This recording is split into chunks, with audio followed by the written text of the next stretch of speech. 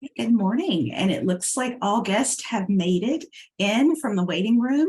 My name is Serena McCovery, and I will be supporting our facilitators today in the session. So if you have questions at any time, please don't hesitate to send me a private message, and I'd be happy to assist you. I do want to go over a few accessibility and technical support reminders today. This training is being recorded with an accessible archive of today's conversation. It will be emailed at a later date and will include ASL interpretation on screen as well as closed captions.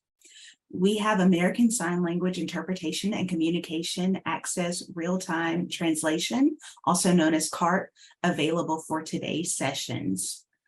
Today's ASL interpreters are Walter and Brenda, and they are already spotlighted for you. If you are having trouble seeing the interpreters, you can change the size of the Zoom boxes.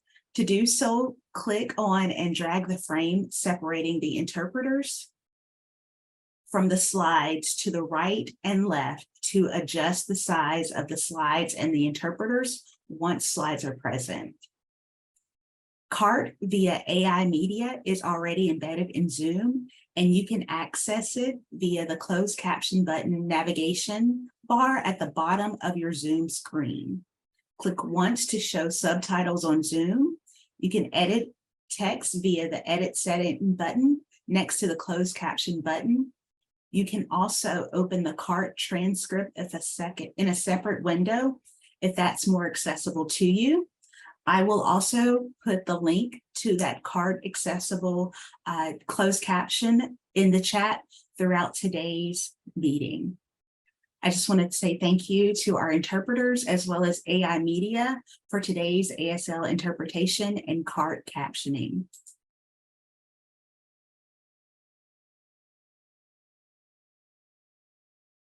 At this time, I'd like to introduce our facilitators for today and speakers. Again, I am available for any questions if you have any help. If you need any help throughout today's event, please don't hesitate to send me a message, and we'll become quite familiar with each other in the chat as I will be posting in the chat throughout today's session. And my name is Serena McCovery.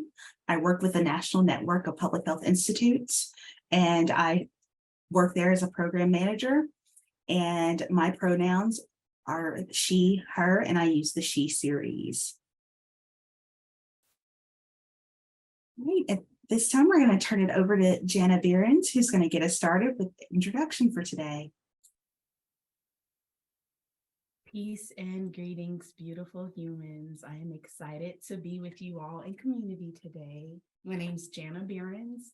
I use she and they series for my pronouns. I am a light-skinned Black woman with Black curly fuzzy hair that's sitting right on top of my head. I have a very colorful multicolored blouse, which has red, oranges, and different colored blues. And I have earrings on the shape of Africa. Happy Black History Month. In my background, I have a plethora of books ranging from many different colors because colors bring me joy. And I've learned a lot from the books on the shelf behind me. And also on my side, I have a guitar as I am learning a new skill for my self-care practices. And on my other side, I have a cardboard cutout of Okoye, who is a Wakanda warrior from the movie Wakanda Forever.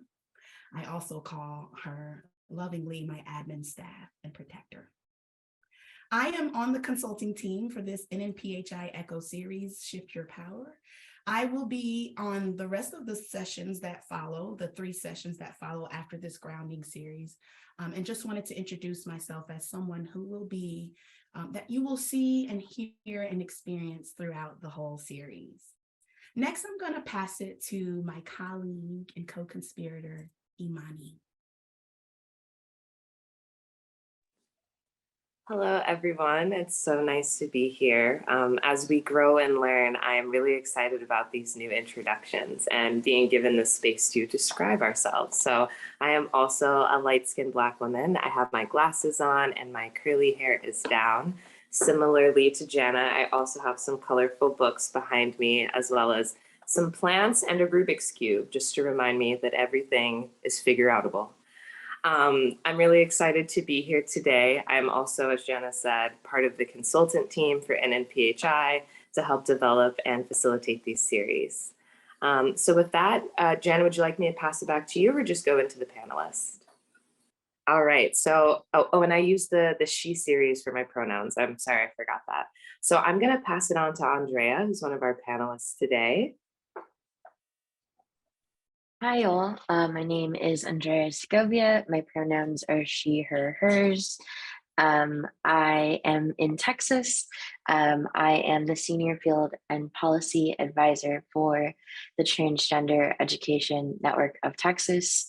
I am a light-skinned Latina woman missing her left eye, and I am surrounded by things that bring me joy and accomplishments that I've had so far in my life.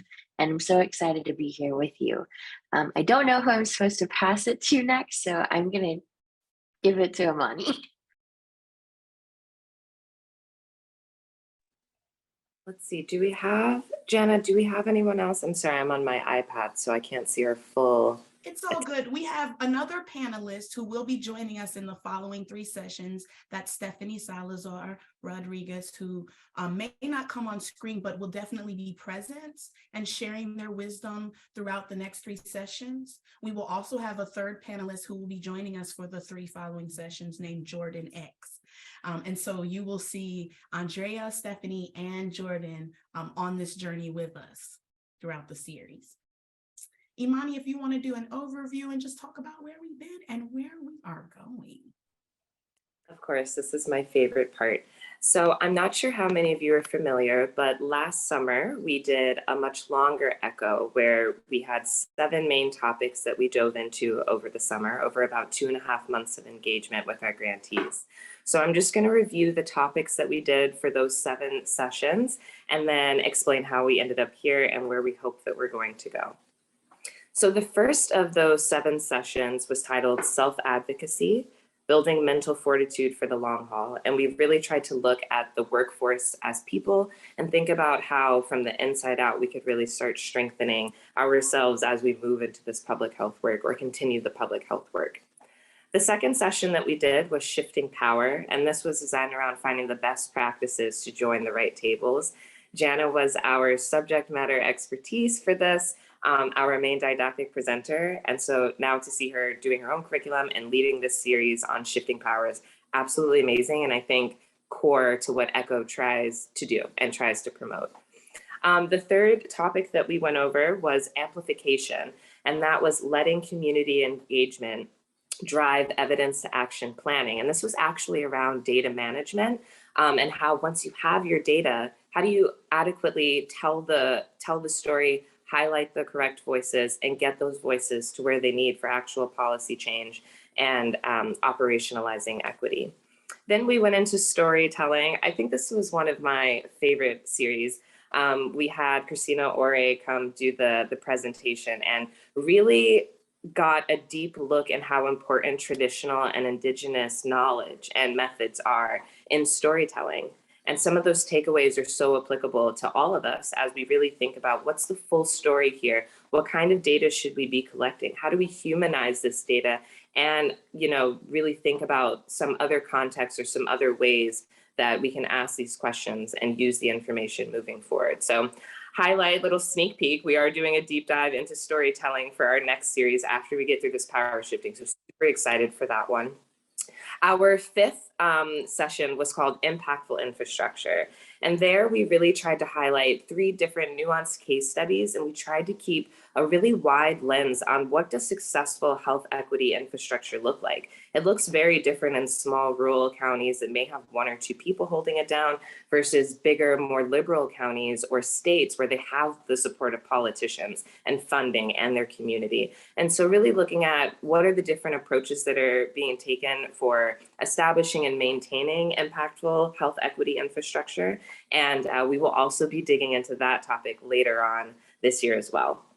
And then the last 2 sessions, using blue skies, this one's dear to my heart. It took a little bit of a hazard mitigation disaster preparedness approach, but how do you balance dealing with disasters or events like COVID while also planning for the future, right?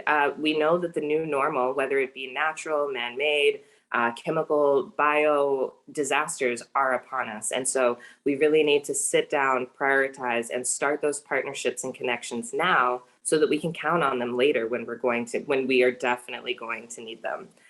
The final session was called Just Don't Do It. This was about operationalizing health equity at all levels. And really, we named it that because we wanted to focus on accountability, naming frameworks that don't work, right? That's one of Jana's taglines, and I absolutely love that. And also thinking about where do we sit in this equity movement, and how can we show up and hold ourselves and those that we work with accountable to do the good work that we are called to do. So I was really excited and proud of those 7 sessions, and I'm so grateful that now we get to do the deep dive, right? Because each of these are topics that we could go on forever and really explore and study and research. And so we're excited to learn from all of you, to see what you've been doing in these spaces as well, and to highlight some other activities and initiatives that might spark some inspiration for you as well. So as I said, that's where we've been. Where we're going is this Shift Your Power series that we're doing now. Really excited for that. We have set this as a prerequisite for the other 2 topics we'll get into later this week, because we want to make sure that we're speaking the same language, that we have a common understanding, that we all know some of the same information that we can build upon. So then next we'll go into storytelling, super excited for that one. And then finally, we'll wrap up this series, or this collection of Project Echoes, with the impactful infrastructure deep dive as well. So really excited for where we've been, where we're going. Thanks for sticking with us. You guys are amazing. Jana, back to you. Thank you all. So this is Jana, and I will be trying to be very mindful and intentional about saying my name before I speak, and will also invite others when we have the space to engage to do the same. I want to also be transparent and saying that we are trying some different things that may feel a little uncomfortable. And so I'm naming my discomfort now, because I'm trying to practice, not perfect, but practice being more inclusive in how we do our work. And if I'm doing something different than I've done my whole 20+ years career, that it's going to be uncomfortable. And that is okay, because I have you all as community support.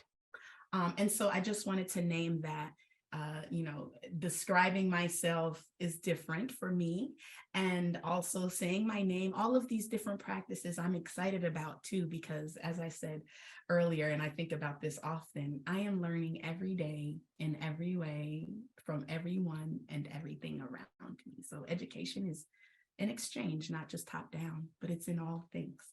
So I am going to invite you all to just share a little bit about who you are, where you are, and your organization in the chat.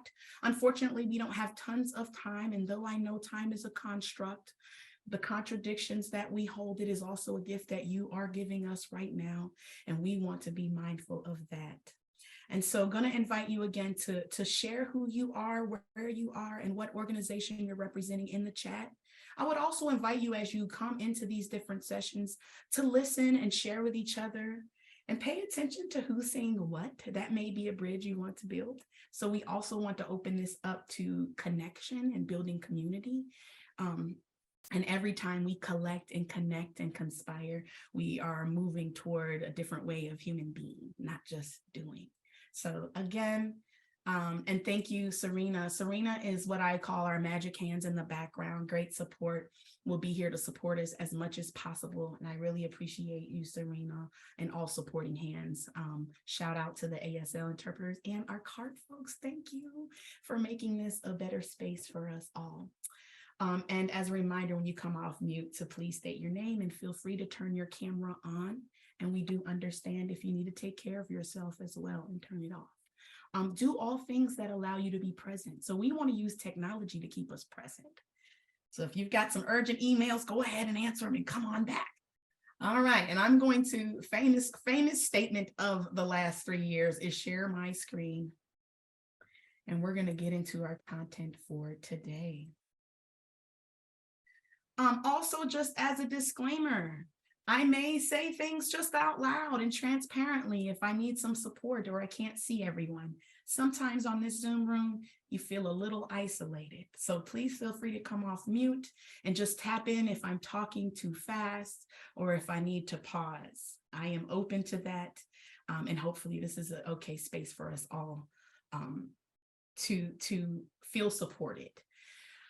This first slide that I have on the screen, on the words to the left, it says honesty, humility, humanity, for healing and hope. These are words that I carry often in my everyday life and work. I don't just give it, I live it. This is more than a job for me. This is my life. This is Black lives. This is human lives. And so today I want to bring in just an orientation of who I am and how I show up so that you're aware. And I'm bringing in an icon now of a head for to represent data and knowledge, intellectual knowledge, which is very important, right, to our work in public health and equity. I also come with an icon of a heart because we are human and emotions are intelligence. We have to feel to heal. And though often we're told to leave our emotions at the door, they are part of our human experience. So we welcome them in this space. And lastly, the icon of hands together in a collective for collective action and care. And although I know we're still in the pandemic and touching has changed and being in community has changed a bit, as a concept coming together in community, we are still better together. I want to also bring in some invitations for you all to take and leave as you feel comfortable. I will invite you to notice your feelings and tensions. If you have anything that makes you feel discomfort, something that challenges your mindset, I'm inviting you to explore the why around you feeling this way, and please take care of yourself. A reminder for me is that discomfort leads to discovery, and when you are feeling uncomfortable, it leads to growth.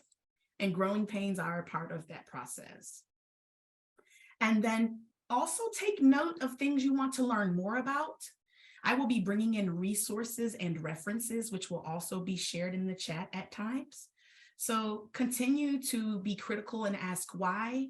This session is merely a small part of the journey and process. It is building capacity to do the work outside of these smaller sessions.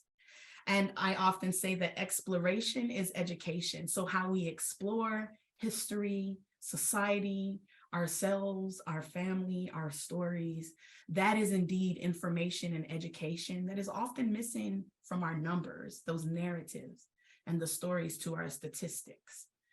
And so hopefully we can view our exploration as education to help us move forward. And lastly, lace every space and place with grace for humanity, for technology, and for mistakes, as we are imperfectly human and mistakes are part of who we are as part of our shared humanity and shared experience. So thank you. Again, inviting you all to take what you need and use these to center and ground us for our conversation today. Thank you all. I see the chat going off, so I see that you are introducing yourself. And I am going to continue on with our content. Just as a heads up, we will go over a little bit of didactic or content, and then we will have a break where we watch a video, and we will also have a discussion as a collective. Before we get started, I just wanted to review key terms for shared understanding. Although I know that we use a lot of these terms quite often in our work, I also know there are varying definitions. So to be clear, for this Shift Your Power series, I wanted to bring in 3 definitions specifically. The first is health equity. Something that is emerging in public health is viewing equity as 2 things, a 2-pronged approach, as a process and an outcome. Traditionally, we have defined health equity as when everyone has a fair and just opportunity to be healthy. But we also understand that it's going to take some action, some shifting of power in order to get to that place of fair and just opportunity. which is where the process comes in, which is what this session is really focused on, of removing economic and social obstacles to health, such as poverty and discrimination. And then, only then, as part of that process, will we get to the outcome of everyone having that access and opportunity to be healthy, which, by the way, is a human right for all. Health inequity. I know we've seen this definition many times, but I feel it important to bring it in because one thing that has been unnerving in my 20 plus years of public health practice is the interchanging of inequity and disparity. Doing disparities work does not mean you're doing equity work. So I want to bring in this definition of health inequity being differences in population health status and mortality rates that are systemic, patterned, unjust, and avoidable/actionable, as opposed to random or caused by those who become ill. As a longtime health education specialist, one of the things that I know public health traditionally does very well is talking to people about their choices and decisions. And in that practice that I've had in community, I started to recognize that it felt more like blaming and shaming as opposed to naming and reframing. So I want to say this one more time. There are words that are bolded on the screen.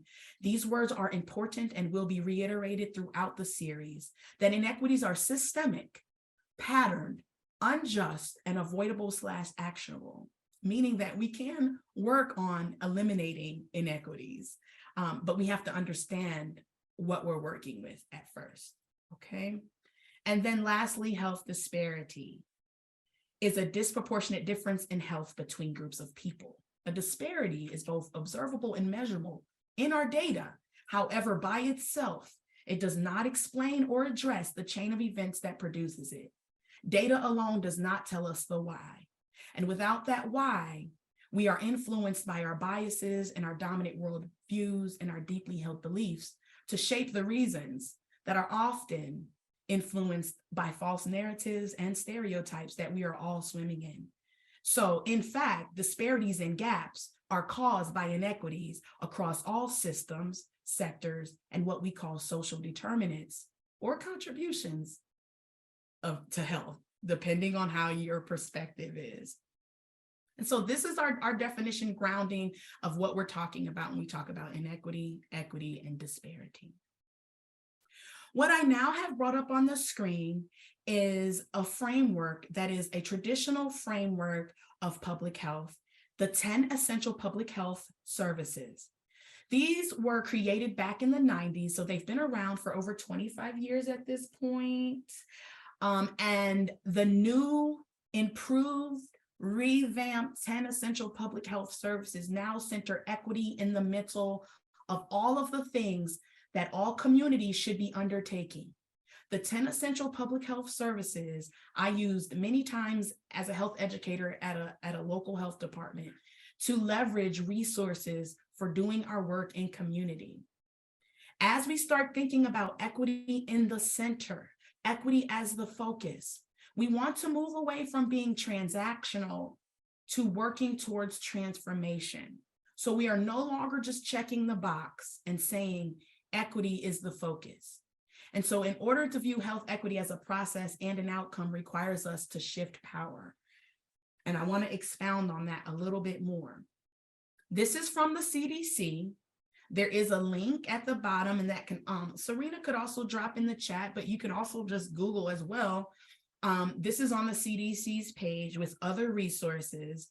But the CDC has says to achieve equity, the essential public health services actively promote policies, systems, and overall community conditions that enable optimal health for all, and seek to remove systemic and structural barriers that have resulted in health inequities. So as a process, public health folks, we are actively promoting policies, systems, and overall community conditions, and we are also seeking to remove systemic and structural barriers.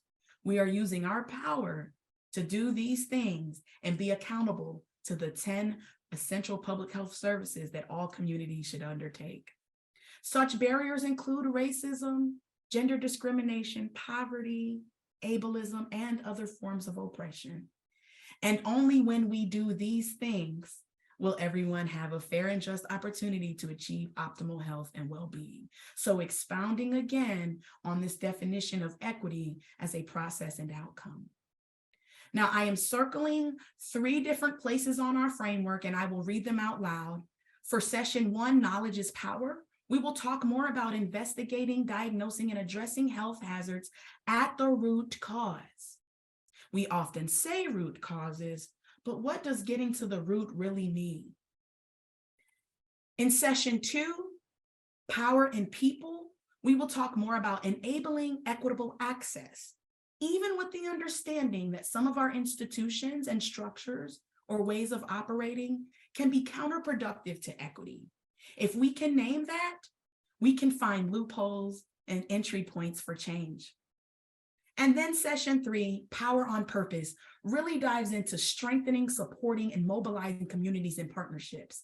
By the way, this piece has always been on every framework of the 10 essential public health services from the beginning. It is one that has not changed as much except for being explicit around mobilization, strengthening, supporting. With our power, what are we doing to mobilize and build upon partnerships of leaders who have been doing the work in their communities for a very long time? As we move into continuing this conversation around concepts and definitions, I just wanted to ground us in the definition of racism that we will be using for this series. On the screen is Dr. Kamara Jones, a light-skinned Black woman. She's an older Black woman with glasses on, and she has been one of my idols. I am 43 years old, and it was 20 years ago where Dr. Kamara Jones, in 2003, I was 23 years old, did a keynote called Confronting Institutionalized Racism.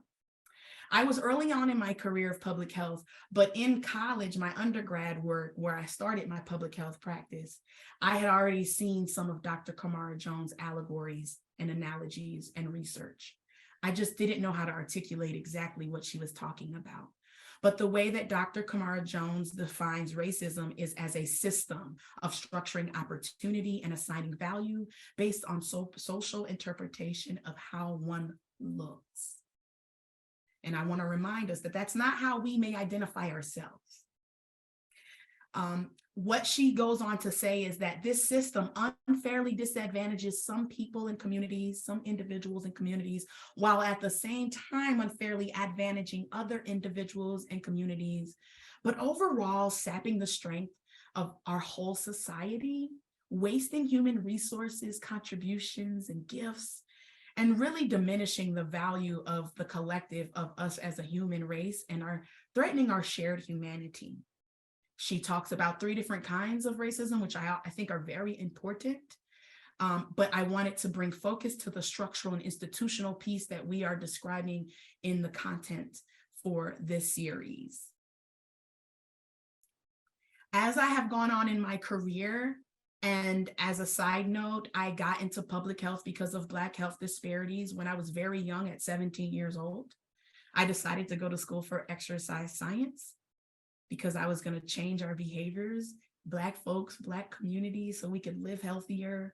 And it was early in my studies that I learned that I was a little agitated by how we were learning about risk factors and the BMI. That's a whole nother session. However, I will say that my fat phobia is rooted in my internalized racism.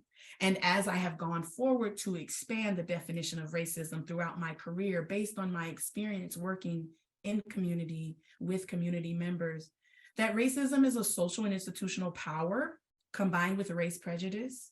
It is a system of advantage for those considered white and of oppression for those who are not considered white. It is a white supremacy system. That might be a difficult statement for some folks. And just to explain a little bit more, when I say white supremacy system and when Racial Equity Institute talks about this in their workshops and sessions, we are talking about the idea of whiteness as rightness. The understanding that white was a construct, it's not naturally occurring, and that it had a purpose.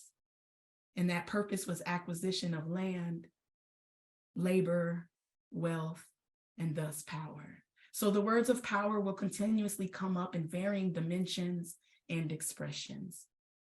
And so I wanted to bring that in as my explanation has deepened and what we want to hold when we're thinking about power.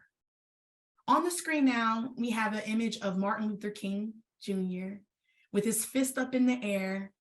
He's speaking to the masses, I'm sure. And one of his quotes that I love is that power, properly understood, is the ability to achieve a purpose. But whether or not it is good or bad depends upon the purpose. And that can shift and change. Now, what is well documented by our data, our inequity data, and even though we are missing data for special populations and special groups, and there's a reason for that as well. But what we do know is well documented is that power imbalances, racism and other forms of oppression are merely power imbalances. The idea of one group being superior and one group being inferior, and who gets to decide what that arrangement is, create and perpetuate all oppression. Our relationships are not equal. And this is one of the primary reasons for the conditions and problems our communities face, not the people. That in order to sustainably change the conditions in our communities, which have been driven by government-sanctioned policies that segregated our communities across this country, we must build collective power to create long-term systemic change, systems, patterns. Those most impacted by the problems and conditions we seek to change should be leading and guiding the process, because the people who are closest to their problems and pain are also closest to their solutions and their joy. And what's really important is that we are looking at this more systematic way of understanding power. That is essential for adequate and accurate approaches that are intentional, that do not perpetuate harm, that go beyond checking the box to crushing the box. We don't need it. And when I talk about systematic or systemic waters, or ways of viewing this, I have a visual, and on the screen, there is a big, large body of water. And it looks like a lake, but we're gonna call it a sea. And often what I say is we are all breathing in the same air. We are all swimming in the systemic waters of supremacy. And we have all been socialized to even believe negative things about our own selves and people in our own networks or in our family or people who look like us, because it's part of the conditioning or socialization in this country, but also as part of a global phenomenon. And on the screen, I wanted to bring in small circles that represent other bodies of water. So I bring in this circle that says socioeconomic status. We have a racial wealth gap in socioeconomic status, which is caused by racial inequities. Thinking about our definitions. In our housing, we have a home ownership gap caused by racial inequities. In our education systems and schools, we have the achievement gap caused by racial inequities.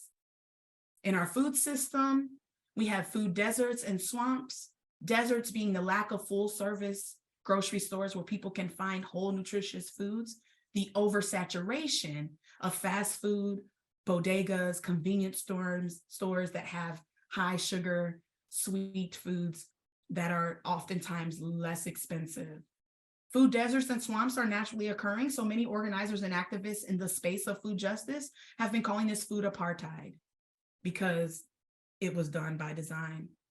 The criminal justice system has disproportionate minority contact, also known as DMC. This is caused by racial inequities.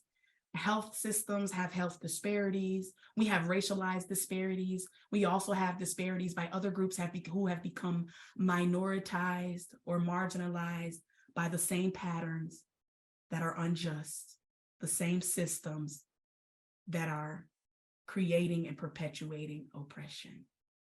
problematic about each of these circles, each of these entities, each of these systems, sectors, or social determinants of health is that they are not communicating.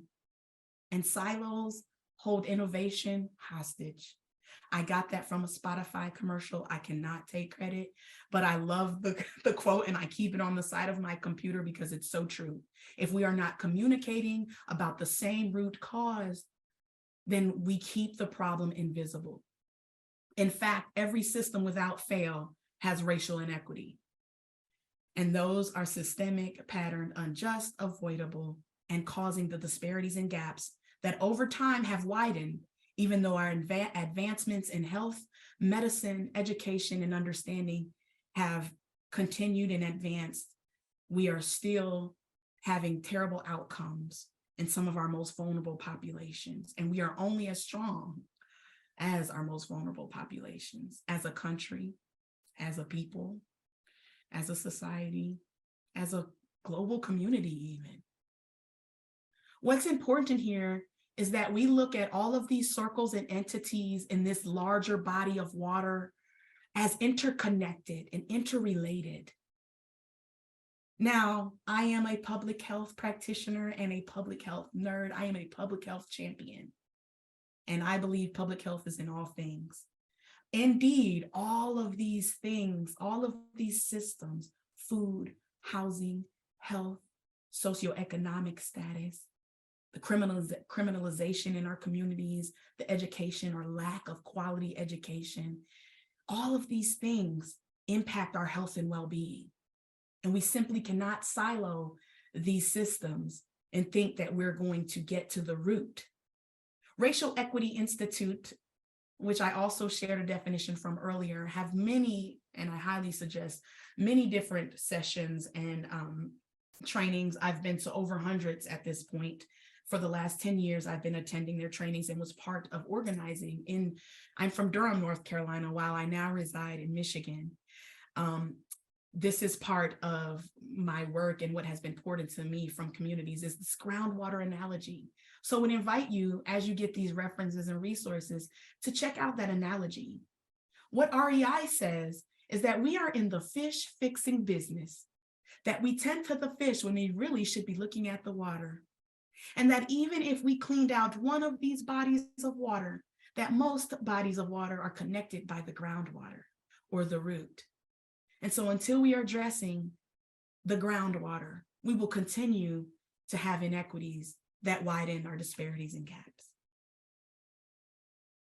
Now, I know that up until this point, I have been talking about racism, an emerging discussion in public health now, but something that has been part of my orientation of public health for my last 20 plus years is that racism is not a separate dimension of power. That word power again. It runs through all aspects of our society, and that any intervention or challenge or solution that faces structural racism head on also challenges relations of power, patterns of power within other forms of oppression that are used to maintain that power imbalance. In fact, racism is the most historically and traditionally known way of othering and categorizing people. That was literally supported by enactments and laws and a pseudoscience that created a human hierarchy. Racism is the blueprint and the through line. So we simply cannot think that we are going to address all injustice without naming race and racism explicitly, but not exclusively. So how we understand that is super important for us to get comfortable saying racial equity is health equity. And without racial justice, health equity will not happen. And a way to visualize this on the screen, I have a big bubble. We love circles. I love circles actually because circles are a healing place for me. So I actually really like to use circles. But I have a circle of racism in the middle. It is a thick circle. It is the blueprint, the through line. And I'm bringing in different bubbles around this circle. Gender discrimination and exploitation, which is also another historically known way of categorizing others. If we just think of the Constitution, an exclusionary document that excluded Africans and all women, we start seeing the overlap all the way back to the founding documents of this country. Classism, this inferiority and superiority between folks' wealth and income or socioeconomic status.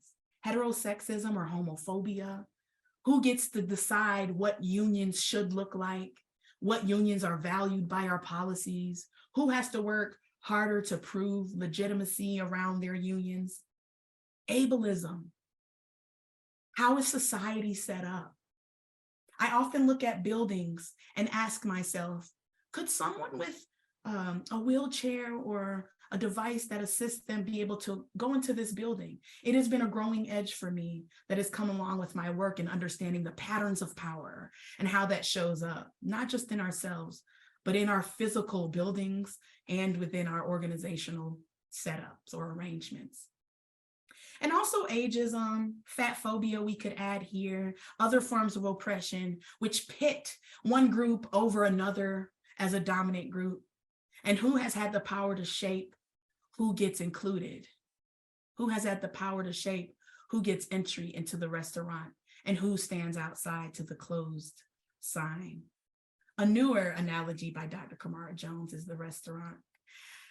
I bring in Dr. Kimberly Crenshaw, and on the slide right now, I've brought in a picture of Dr. Kimberly Crenshaw, a Black woman who has locks that are both light brown and dark and has a gold cuff and a beautiful print blazer on, a lovely face of thought. I feel like she looks like she's deep in thought. Dr. Kimberly Crenshaw coins this idea of intersecting and interconnected nature of social categorization, such as race, class, and gender, as intersectionality. These intersections, they apply to a given individual or group regarded as creating overlapping and interdependent systems of discrimination or disadvantage. This term has been something I've used in my 20 plus years in my work around reclaiming the narrative around Black women's health, that Black women are not broken, but hold a systemic burden because of race and gender and the interconnected nature of how those create a unique double jeopardy.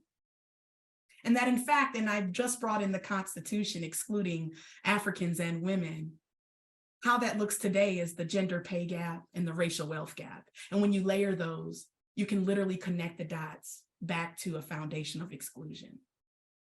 So I just wanted to be mindful that this is an emerging term in public health, but it is not emerging for many of us who use a lens from a place of that intersection, including myself. I would also say conversely, exploring your social identities also allows us to see where we hold power in different places and spaces. That sometimes the things that create disadvantage for me in one place become advantage in another place. And that's part of the work we need to do in cultural humility and exploration as education of ourselves and of each other. And how power shows up. I've been talking about identities. We've looked at systems, the waters of supremacy. How does power imbalance show up in our organizations? And I often term this the box of bureaucracy. We talk about it often and we say, that's just the way things are, but we don't often name it. So on this slide, I will bring in each side of our four-sided box.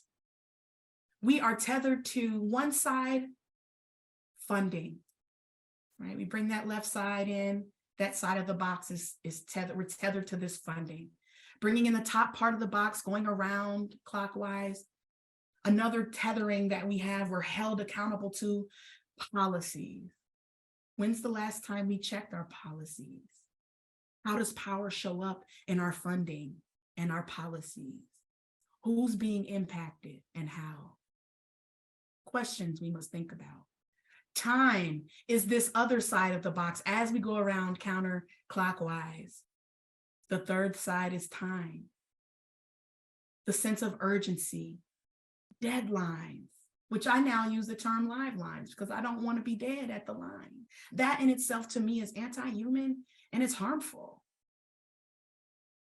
It sounds very, it sounds like hurt and harm. So Also thinking about our definitions, and time is cultural. I often say I'm in time. I may not be on time, but I'm in time. But that may be different depending on our cultures. Which cultures do we uphold in our institutions? Do we honor when people are late, or do we scold them? And then lastly, the fourth piece of our box, the fourth wall, the fourth piece of our framework, and all frames don't work.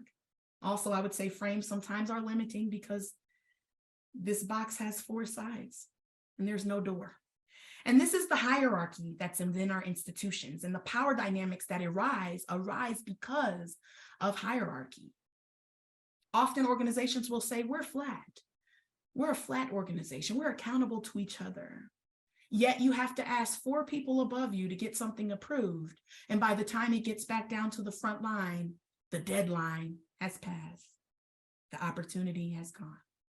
Just something for you all to think about as we name the frame that we are in. Within this box, we have an organizational culture and norms that we uphold. This is the same across government entities to nonprofit to even, yes, grassroots and community groups, because again, we are all breathing the same air. We are all swimming in the same waters of supremacy. So this culture includes things such as, or values, such as perfectionism, which is in itself not a human trait. As humans, we are by default imperfect. We will make mistakes. What's important is how we are transparent and truthful about those mistakes, and the humility that comes along with learning those lessons that come along with the mistakes. Sense of urgency, again, tethered back to time, not just in our communities, but how does this keep us in a frenzy when we're in our organizations, rushing to get things done, to build quantity over quality, to train more people without thinking about the quality of what people are taking away and the impact that people will make? How do we start looking at evaluation to start capturing the quality, the narratives, more than the numbers, the stories with the statistics? Bringing in, again, to align with quantity, progress is bigger and more. Production, profit, power over. Really sticking to this either or thinking, this binary thinking, which really limits us. And that when we can expand the fact that 2 experiences can be happening at the same time, that indeed I may be having a different experience than you, but it doesn't deem my experience invalid. That it could be raining right now in Lansing and sunny in Detroit, which is an hour and 15 minutes away. The glass is both half empty and half full. That is the fact. But how we interpret it depends on how we are holding contradictions or not. And so that expansion of mind comes in when we think beyond either or, and we accept that both and can happen. Power hoarding, power over, hoarding resources, hoarding data, not putting it back out into communities, which is also indicative of paternalism. We always have the right answers, which is not true, especially in the space of equity and justice.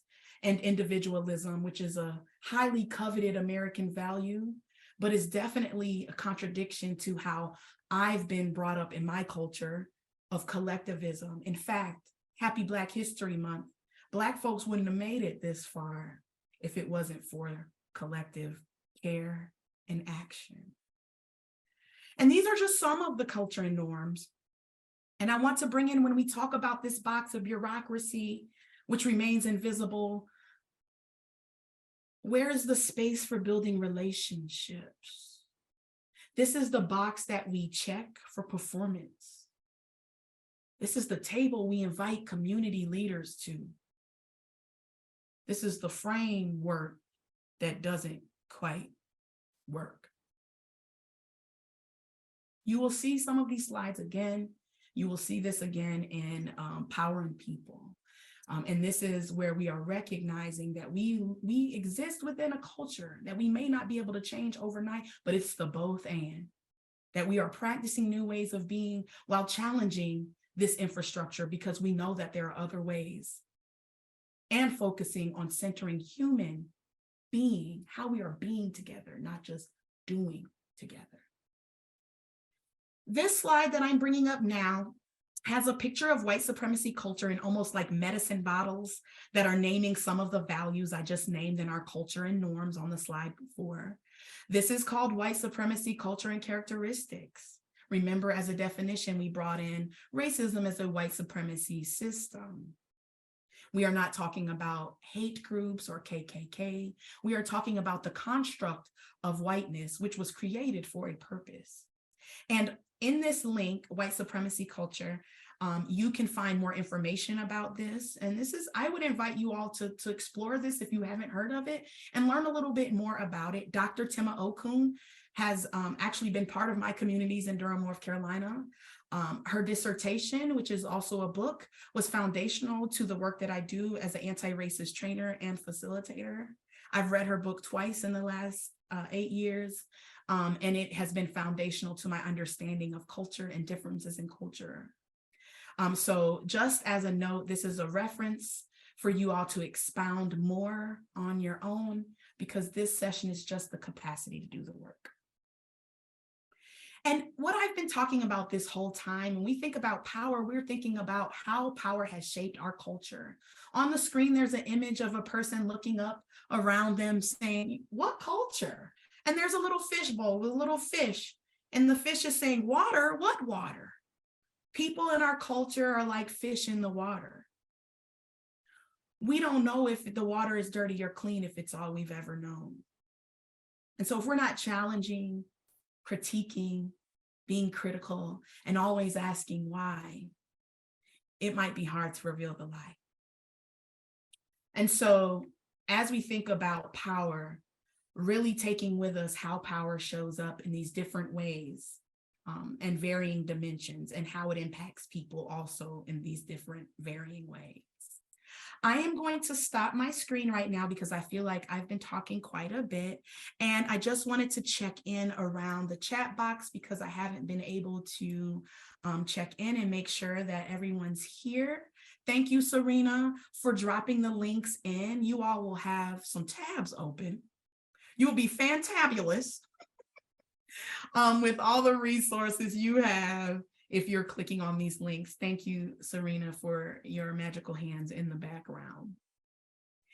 Is there anything, just as a space, before we go into a collective reflection activity, that you all want to share that needs to be uplifted while I've been talking? Imani, I'll invite anyone to share, or I just fill me in if I miss something. And thank you for the grace. Okay. This is Stephanie. May I please say something? Of course you can, Stephanie. Hi. Hi, thank you. And guess what? I am now ready to turn on my camera. Okay. I want to be where you are, Stephanie. Well, that's just in my imagination. I'm actually in my home. But I'm sorry, I'm moving to open the door for my dogs. I just wanted to thank you for all the information that you're sharing and about the Constitution, but I also want to make sure that we understand that we can't forget the other communities that have also been impacted by this, including the indigenous groups of Native Americans and the Latinos. And so we share many of the same experiences that you have had. And I don't ever want to negate anyone's experience, but I also want to make sure that these experiences are understood, that they're very similar in nature, and to bring to the table that it's very important not to forget those experiences as well. Absolutely. And thank you, Stephanie. You are absolutely correct. And also the patterns that have created all of the injustices that we are working to dismantle all started from the same root. And actually, Stephanie, I'm glad you brought that in, because in session 1, knowledge is power, I actually do my own truth acknowledgement, where I acknowledge, that this country was founded on land taken from its people taken from their land and exploited for free labor, and then the laws that have kept this arrangement in place, where bias and discrimination has come out of heads and minds and been codified into laws, practices, enactments, even among resistance. And so I'll bring in that a little more deeply in the first session. And that is all about knowledge. What knowledge do we have? What history connects to the contemporary climate and conditions? How did we get here? And indeed, when we start examining those patterns, and I've been saying lately, from 1619 to COVID-19, what pattern is showing up? Where is advantage going to one side, simultaneously disadvantage going at the other side? And how do those advantages versus disadvantages compile into power? And what has that power led to in the influence of society and the ways in which we do things? So I appreciate you bringing that in. I am against all injustices. I am with you, Stephanie, and I appreciate you being here. Thank you. Yes, and actually you're right. 1492, when we learned that poem about Christopher Columbus, that is something I always acknowledge on every one of my timelines. However, as I often say, we don't have enough time, and people want to get equity in a slim, fast version. Now, I am against that, but I do understand, because I just want to name Slim Fast has been around for a long time, and if it really worked, where would we be? And so I use that as an analogy that we do need to give this more time. For the reasons that you just named, Stephanie. There's multi-layered, complex, intricate things as part of this work. Imani, come on in the room. Of course, thank you. This is Imani speaking again. First, I did just want to apologize to our American Sign Language interpreters for speaking so quickly at the beginning. So I'm going to try my best to make sure that we can get the message to everyone. I think the only thing I wanted to add, Jana, every time I hear you speak, I just pick up on so many different things. I wish I could credit this quote, but it was that generational trauma often masquerades itself as culture. And even from the perspective of the Virgin Islands, as we explore autonomy and self-determination and holding true to what is the Virgin Islands, the process of picking apart the trauma from this culture that we are now attempting to sell, right, as a means of revenue and as an industry, has been such an interesting experience.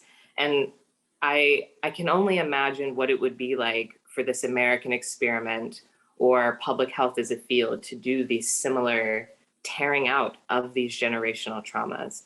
So I really appreciated the cartoon with the person being like, culture, what culture? That's me every day.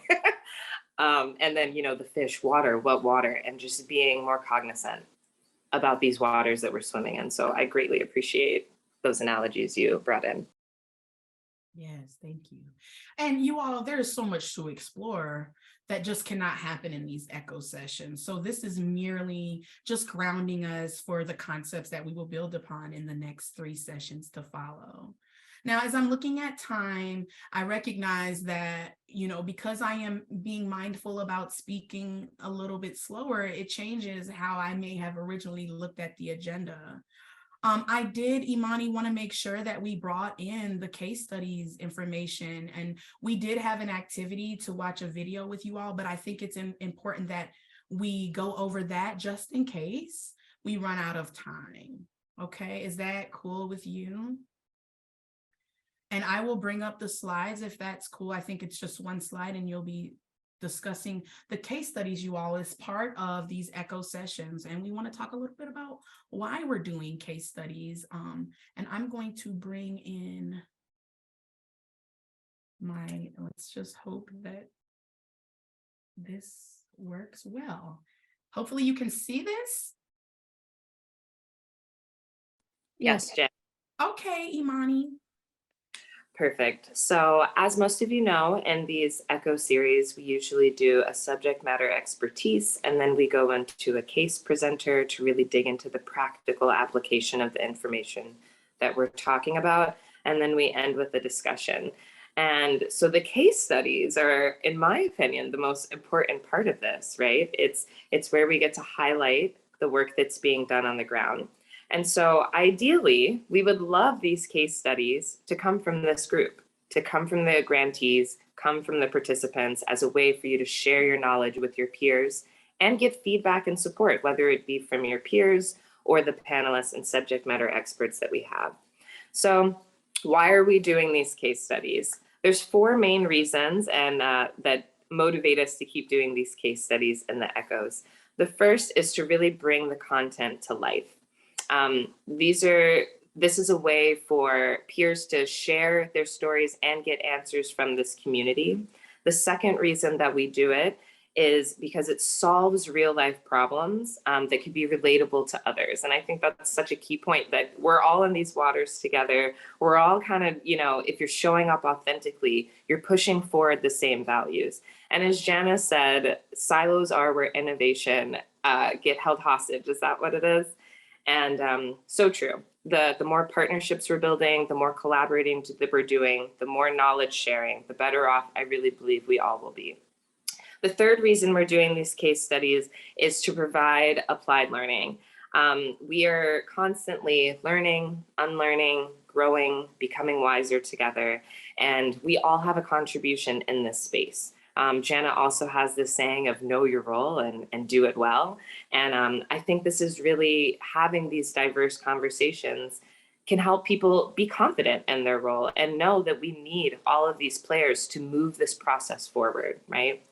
And of course, the last reason we do it is for the collective perspective and engagement. And again, just touching on that diversity of just walks of life, lived experiences, conclusions and perceptions and mental models that we all bring to this space, and really celebrating that, right? And acknowledging that that is the beauty of this country and counties and communities that we're living in. So next we're going to talk about what are some questions we should be asking specific to this series as we talk about shifting power and how we are acknowledging power. And so a first really fun question is, how is power imbalance showing up in ourselves and therefore in our relationships, our teams and institutions, and our communities? And I think this gives a really good opportunity for that necessary self-reflection that leads to that necessary work that we have to do, that inner work that we have to do to be outer warriors for this change, this transformation, right? And then the second question I think we could dive into is, when acknowledging and naming power, where can we then see entry points for change, even within systems that don't support equity and justice? And as Jana mentioned, this work has been going on. I like to say, if you need something done, ask a Black grandmother to do it. Why? Because she's been doing it for herself, her family, her community for generations. And hopefully, we in this space can continue that legacy of really showing up and just having this lens of equity when we move through the world. Jana has laid out a beautiful case of how these injustices and inequities exist. We know they exist. Our call is to name them and combat them. And so when we're thinking about these questions, we can see entry points, we can discuss tipping points, we can discuss ways that we really can transform systems even when the opposition seems stronger than us. I promise you it's not. It might be louder, but it's not. And then of course, at the end, what are some tangible things we can take away? This is the crux of Echo. Okay, I came to the session. What can I do? What can I take to my team? What can we do differently for this transformation? So we want to talk about things that can be replicated and duplicated, right? Like no need to be redundant and do the work twice. And then also think about, what does shifting power actually look like in practice? And really starting with the power of intentional relationship building. Relational infrastructure is the key to anything a human wants to do, whether it be personally, professionally, your own passions. You cannot do it alone. You could do it alone, but why would you? And so I really hope that these tangible takeaways are taking information that's already been done, proven successful. We got to be culturally competent and think about the people that we're supporting and we're representing, but take out those key takeaways and make it your own and make it something that can really be sustained and transformational. So this is why we do the case studies. Again, I'll reiterate that we really want the grantees to bring their the projects they're working on, the questions that they have, the successes that they've had, and really use this space to share, learn, and support each other as we push this work forward. So Jana, if there's anything else you'd like to add on why we love our case studies and putting a pitch out for you to join us and submit them. But yeah, thanks so much for that space, Jana. Yeah, thank you, Imani. I'm holding on to, you said culturally competent, and I would even say that we're expanding that into culturally created. Who is leading these transformations as we are emerging beyond best practices and thinking about emerging practices? Or because even just our, my experience in public health, when I took best practices or evidence-based practices into community, they did not translate. They did not translate in my community work. In fact, I had to almost translate some of the frameworks from public health into things that would make sense with the groups of folks I was working with. And so that was early on in my career, recognized that cultural competency will not be enough, that where's the cultural creation and collection and connection. So thank you, Imani. Case studies are really important to this and the learning as a collective and as a community. And to expound upon that, I just wanted to bring in this great resource. On the screen right now is to the left, the top says Racial Justice and Power Sharing, the Heart of Leading Systems Change. This is chapter 2 in the book called Leading Systems Change in Public Health, a field guide for practitioners. This was just released, I believe, if not last year, and sometimes I think I skip a year. I have COVID brain still. There's a year that I keep missing. It's probably 2020. But this is a recent reference, so you may not have seen it. You may have seen it, but this chapter 2, when I read it, I was in awe of how it resonated with me and how it aligned with my own roadmap of being rooted, resisting, and revolutionary, which is my roadmap to radical public health, which to me is the only path forward. 3 key messages from this book that will align with the 3 sessions. So I also invite you, there's a link that will take you right to the chapter 2. Chapter 2 was written by Lily Farhang and Solange Gold, who I have worked with both of them at Human Impact Partners. Human Impact Partners has been an amazing organization I've worked with since 2017. I was also part of their Health Equity Fellowship for a year and am now on the steering committee of Public Health Awakened, which is a national group of folks. I highly suggest you exploring Human Impact Partners and a lot of the work that they've done working with combining health and organizers, health justice, and thinking about health equity with a justice lens. I really love this chapter. There's a lot of wisdom in here that can help guide as a light throughout this series. The first of the 3 key messages is that we must expand our mental models or deeply held beliefs or worldview and develop a shared analysis about how power imbalances, racism, and other forms of oppression define and pattern the systems that drive health. And we will talk more about that origin story and analysis, the context of history, what happened here, and how were people impacted. It's important to develop that shared analysis of the problem and its byproducts by facilitating processes that examine histories of racism, power imbalance, supremacy, and harm. Ask how those dynamics that may have been historical influence our systems today. The second key message in this chapter that I find very helpful is tending to the work of being together and not just doing together.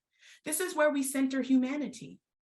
If we think about the box of bureaucracy that I shared earlier, there's not a lot of space for human practices. And so we want to think about equity, not just what we're doing, but as a practice is how we're becoming.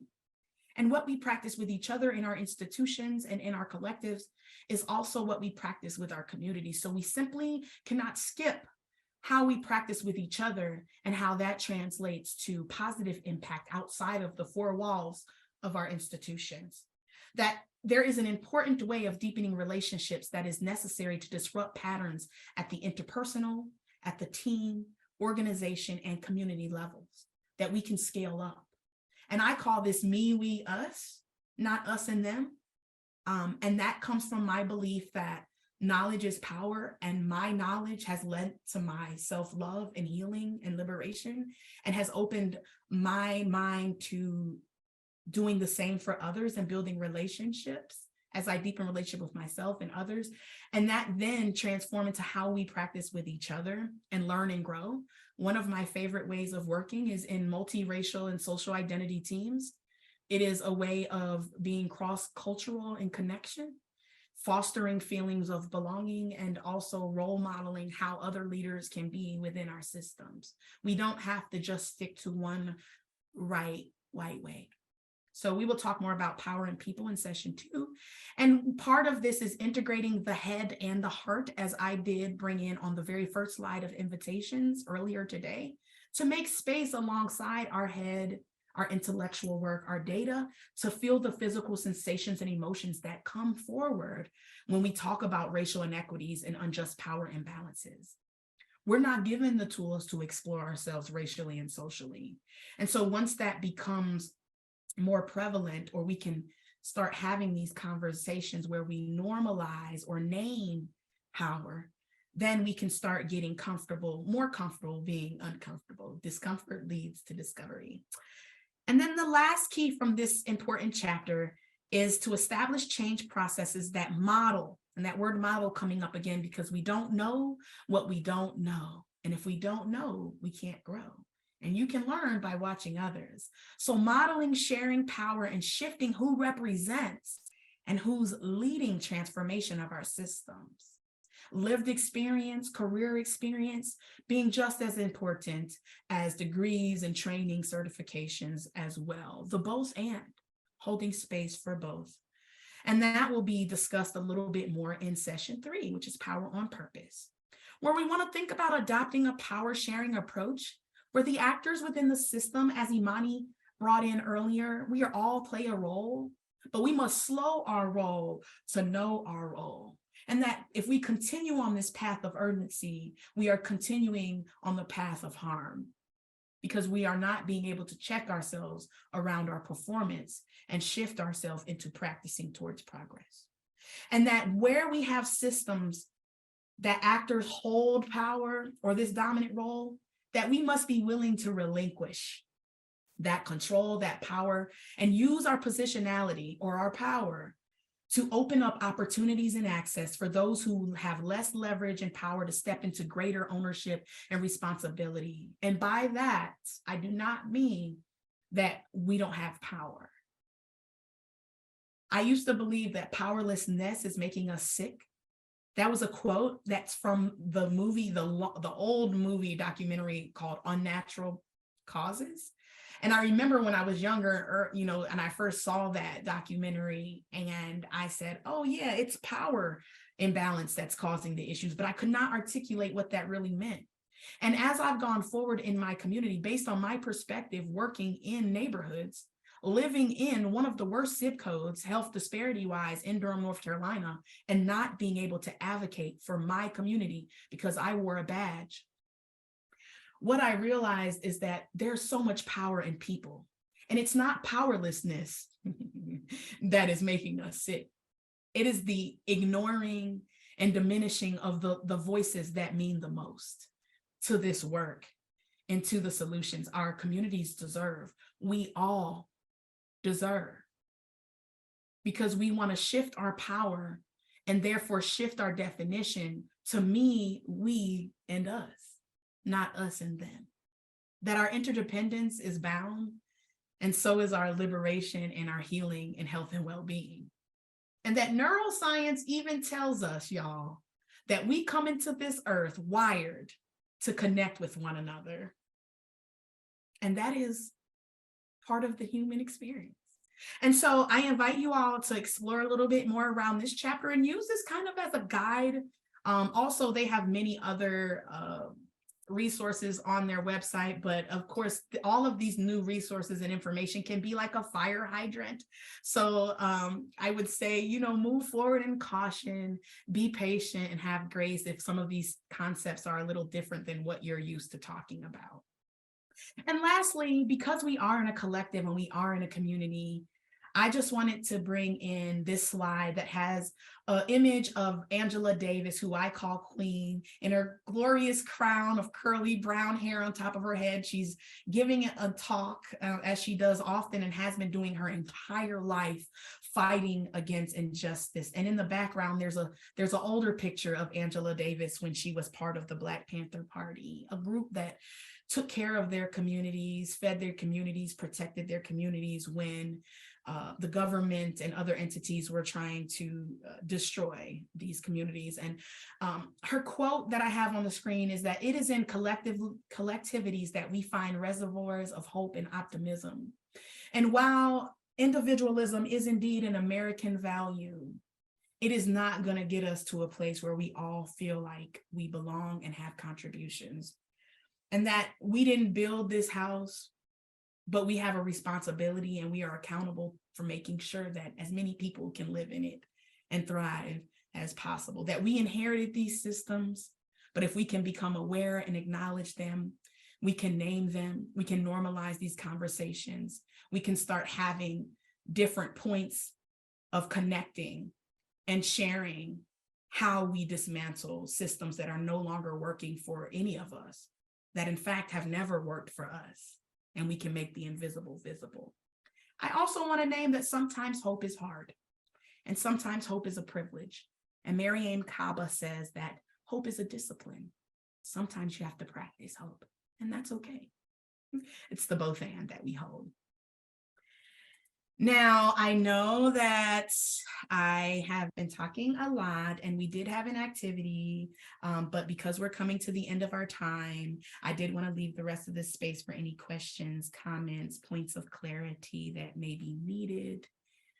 You can utilize the chat or you can come off of mute, and please name yourself when you come off of mute.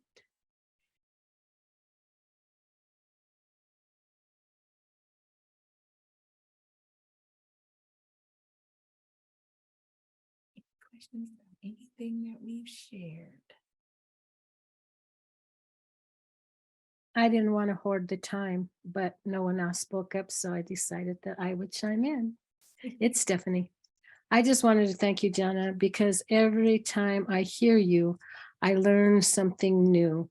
And I so appreciate your demeanor, your style, the way that you present. And it is such a refreshing opportunity to continue the learning. I'm an elder, and I just feel like every day I need to learn, and until the day I die, I will continue that. And I so welcome the opportunity to be part of these, because I just feel like it is so important to share these amazing opportunities, the wisdom, the knowledge, the experiences. And I just feel so blessed to be able to be part of this. And so I thank you so much for sharing.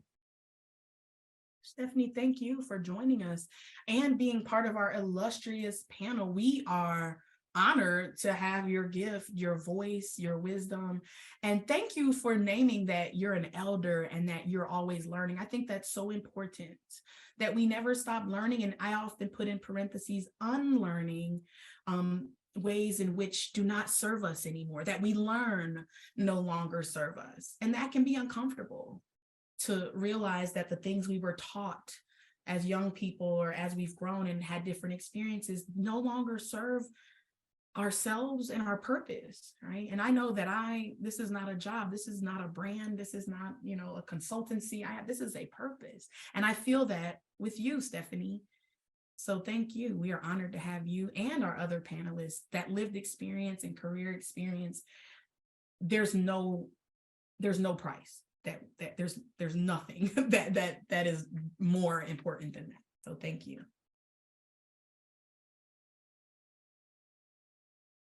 Okay, I'm going to read what's in the chat. Thank you for using the chat. If you don't mind, I want to read it out loud for us all. Thank you. And I think this is from Charlotte or Charlotte. Now in Michigan, it's Charlotte, and in North Carolina, it's Charlotte. So I don't know if that's the twang of a Southern thing, but hopefully if I'm saying your name wrong, please forgive me. My colleague Kana, which I think is a cool name. I'm sorry if I'm saying that wrong. And I have been chatting back and forth about how much we appreciate everything about this space, from visual descriptions to cadence of information sharing to layout of the slides. Gratitude abounds. Thank you. Charlotte, I know Charlotte's web. Okay, thank you. That's helpful for me. Hi, thank you. And I appreciate that, and I receive that. We are trying, and to me, trying is doing, and doing is what gets it done. I come from the space of behavior change. I was a fitness instructor and a personal trainer, and some of my personal trainer friends would say, we're not trying. And I had to push back and say, trying is okay, because when we've not done something before, trying is what gets us into the room. So thank you, Charlotte. Appreciate you. I did want to invite Serena, and I know we're coming down to the last 5 minutes. Again, want to honor that you all are in workspaces, and so we know that we've got lots of work to do. Stephanie, you can always drop all your wisdom in. But Serena, I don't know if you wanted to bring in with some closing remarks, and also I know that there may be a poll that needs to be dropped. Thank you so much. Thank you, Jana. This is Serena.